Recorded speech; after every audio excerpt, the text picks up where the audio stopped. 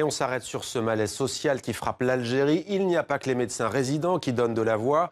On a vu avant-hier lundi une grève surprise et éclair du personnel navigant d'Air Algérie. Il y a aussi la colère des retraités de l'armée algérienne. À Alger, la correspondance de Khaled Drareni. La situation sociale bouge en Algérie ces derniers mois, en partie à cause des médecins résidents qui protestent depuis plusieurs semaines, notamment à l'hôpital Mustapha Bacha d'Alger.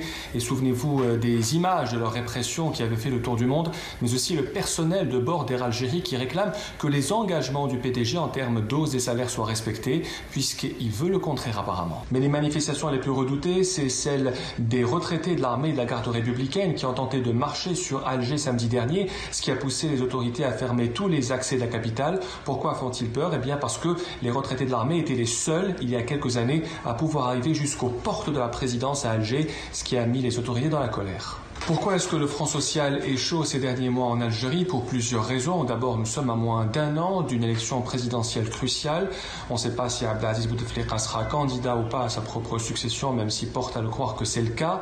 Autre chose aussi, c'est la politique d'austérité qui est appliquée par le gouvernement depuis quelques années à cause de la crise économique, avec un gouvernement à sa tête, Ahmed Yahya, qui prend les décisions difficiles et qui l'annonce, ce qui ne plaît pas beaucoup aux travailleurs, surtout du secteur publics qui ne veulent pas être la victime de cette politique d'austérité et de cette politique de rigueur que le gouvernement ne veut pas reconnaître, mais dont les contours sont existants aujourd'hui avec l'augmentation notamment du prix de l'essence en Algérie au 1er janvier 2018 et l'augmentation du prix des premières matières et des matières de première nécessité, chose que beaucoup d'Algériens acceptent moins. Donc c'est une mission très difficile pour le gouvernement, celui de pouvoir gérer toute cette transition jusqu'à l'élection présidentielle.